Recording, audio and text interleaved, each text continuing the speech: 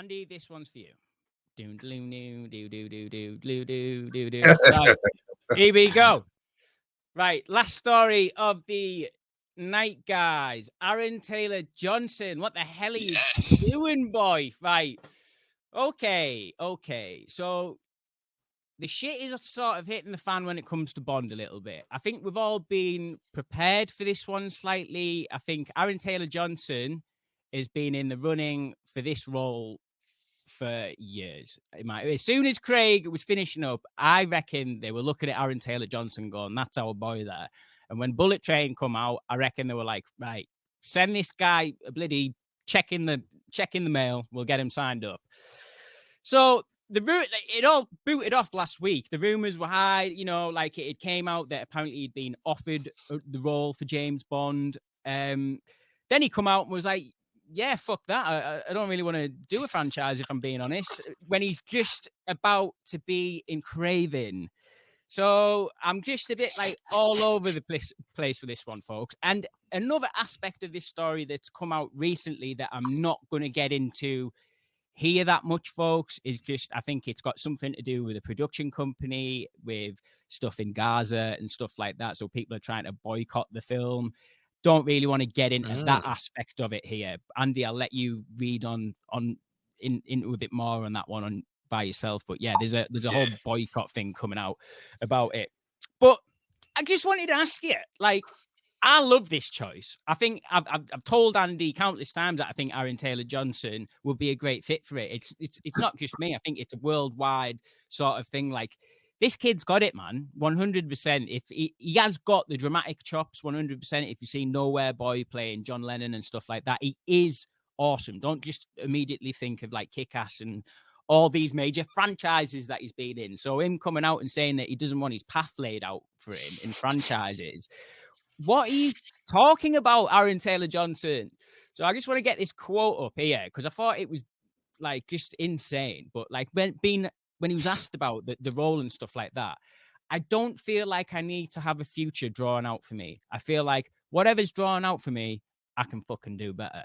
Like, is he just being an arsehole here, or is he being That's a bold statement. What the hell are you doing, Aaron? Like, Jesus Christ. So in my eyes, boys, this is like the biggest role that this country has to offer. And I think, like, what do you mean you're going to do better? What are you talking about? This is the role. This is the role. But anyway, sorry, guys. I just wanted to get this out here. Aaron Taylor Johnson would be perfect for this. But I'm almost a bit like, bro, if you don't want it, don't have it. Jesus Christ. You crack on with your Craven film, brother. Do you know what I mean? But yeah, I know. Sorry. I'm not even the biggest Bond fan here. But Andy, we will absolutely go to you first about this one, mate. Just, I'm dying to know your thoughts and opinions. Have you seen all the hoo-ha in the last 2 weeks about Aaron Taylor Johnson? Then he's coming out and saying, you know what? Nah, I can do better. What? Andy, what the hell do we think about this whole story? Right, well, yeah, so I'm a massive Bond fan. I probably undersell it on my channel and stuff like that, but huge Bond fan, massive influence on me, on my kind of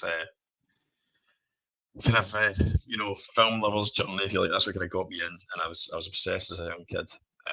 Shaped my taste and stuff. So anyway, so it's important to me, the Bond thing.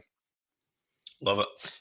The minute he's one of those kind of under the radar people that, like, when all the names are getting thrown about, Tom Hardy, Tom Hiddleston, Henry Cavill, all these names are getting thrown about. Nobody was talking about him. I wasn't talking about him. Nobody was talking about Aaron Taylor Johnson. And then the minute it got pointed out, everybody was like, "Yeah, that's like the majority of people were like, why don't you think of this? Like, great choice." I think it's because he's been in a surprising amount of franchises and stuff, but ones that haven't, been massive or haven't like went on like MCU. He's been in the MCU actually, come to think of it, but he's not like became a major player. So because he's been in so many, he's became a bit of a chameleon, a bit of a grey man. I think people forget. Certainly, I forgot. I think that's why he kind of came out of nowhere when as a runner for this, which is what they want. They don't want someone who's too identifiable. Probably Kick-Ass is his most, the one that sticks on him the most, I would think, and that's a while ago now. Yeah. But yeah, he was amazing in Bullet Train. I think he's got what it takes. I think for Bond, I've read a lot of the original books, and I think for Bond, he's a flawed individual. Ultimately, that's how he was written in the 50s. He's basically borderline alcoholic, sexist, all the rest of it, which isn't really appropriate anymore going forward. But ultimately, what you can take from that original is that this is a real person, flawed individual who is a cutthroat, secret operative intelligence officer who's going to have to be a grey character, someone that can lie, cheat, steal to get what he needs out of assets and license to kill and all that, be cold-blooded killer when he needs to be. So it needs to be someone that's got that in them, got that kind of like what we talked about earlier with Gyllenhaal, that kind of like believable edge, that kind of slightly unhingedness, which I think darkness, a darkness to them, yeah, which I think he definitely has. But he's also got charm. It's important playing Bond that you can have a bit of charm and you can potentially deliver a one-liner, you know, and be believable as someone who can seduce people, you know. So I think he's a brilliant choice. I don't know what the hell he's playing at though with these comments. I don't know if he's got it. I don't know if he absolutely has it, and it's a bit of an in-joke with Barbara Broccoli and that. He's now just trying to massively throw people off and come out with crazy comments that he knows are going to send people like you, Ellis, like going crazy on stream. Am I overreacting? And that's what they want. Maybe that's what they want.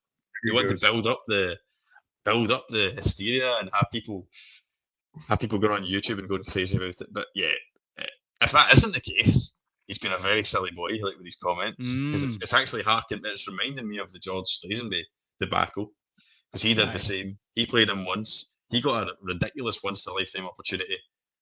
You know, not even a trained actor. There's a contract for you. You know, there's your life set out for you.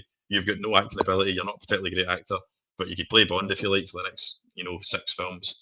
And he was like, "Nah, I can do better than that. Actually, I'm hoping to kind of branch out now and become a bit of a take over Hollywood." And obviously the Broccoli's and Saltzman and all that just made a few phone calls and said, "Yeah, this guy will never work again if that's all right with you." And that was it. So it's reminding me of that a bit, that he's, like as you said, Ellis, has been offered one of the top jobs, not just in Britain, in Hollywood. Like you think about it. Totally. As a young guy like me who grew up fantasizing, wanting to play Bond, wanting to be Bond, there's only been 6 people, is that right? 6 people? 6 actors that have just been in the right place at the right time in their lives to have the absolute privilege and honour of carrying on this legacy. He's now in that position, and he's seriously flirting with it and not respecting it, if you ask me. I think there's something in it where, like, I think this has obviously got more clicks than if he'd have just came out and said, "Oh, I'd love to play the role." I think everyone would just go skirt past it. But obviously there's people like me who are screaming it. I'm not like the biggest Bond fan. I'm just so aware of the height and prestige of that role, as we all are. But Badger, what's your take on this one? Could you see Aaron Taylor-Johnson in the role, and what do you think about his comments after all the rumors came out? I'm trying to be careful now, because just then, Alice, you transformed into Mickey from Rocky. And that was insane. What are you talking about? What the fuck are you talking about, man? You're no good, bum. All right, Batman. You're no good, Jack. Aaron, you're no good. You just be bum. No, I'm not really too fussed about this. First of all, he is not going to be James Bond, not after these comments. Okay, it's not happening. They're going to get rid of him after we said all this, I'm quite sure.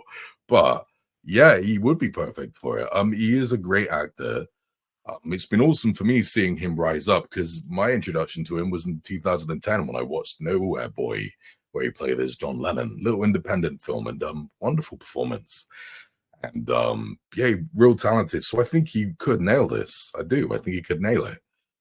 But with that being said, I'm just not too fussed about this, because I've seen how bad James Bond can get with some of the Daniel Craig films. Some of them blew my socks off how bad they were. Mainly the second one, Quantum of Solace. Couldn't believe it. That's a 2-hour-long movie, and I think it took me like 6 hours to finish it. I had to keep pausing it and taking breaks. It really was difficult. I still can't believe how bad that film was. Not even 2 hours. Hey? Yeah, that's it. I think it's like an hour and 40 or something. So if you're having to take pauses, that's bad. It was horrifying. I'm not kidding. That's literally one of the worst films I've ever seen in my life. That's 3 out of 10 is generous. I despise it. But the first one, Casino Royale, was remarkable. Coming from some guy who isn't this massive Bond fan, was raised with Bond quite a lot, but I just kind of grew up out of it. Not that it's childish. I'm not implying that. My taste changed. No, yeah. Yeah, didn't really like it that much anymore. I mean, I respect it all, just not fully for me, but a lot of it I do enjoy. Casino Royale's like, God damn, like, this is it, man. What a wonderful new interpretation of James Bond, man. Wonderful stuff. Then I watched the second one. Holy God, let's skip past this. And then we get Skyfall. And I am blown away. I honestly think it's better than Casino Royale. That's the best Bond film I've ever seen. One of the best action films I've ever seen. One of the best sequels I've ever seen. What an outstanding piece of cinema that is. Just cannot get enough of that film. I wasn't a big fan of the one that came out after that. I thought that was pretty mediocre. And the last one, plenty of brilliance in it. But a lot of cack in it. Like they messed up loads of it, namely the villain. Wow, yeah. I just thought so underwritten, so many flaws, even though there was a lot of brilliance in it. That forest fight scene, brilliant. When it's all misty, it's like, just give me some of that. Also a very clever ending for a James Bond movie, very different. So regardless, I literally think the Daniel Craig films, half of it was incredibly bad, half of it was brilliant. 2.5 remarkable movies, 2.5 not so good ones. So I'm quite nervous. I am quite nervous.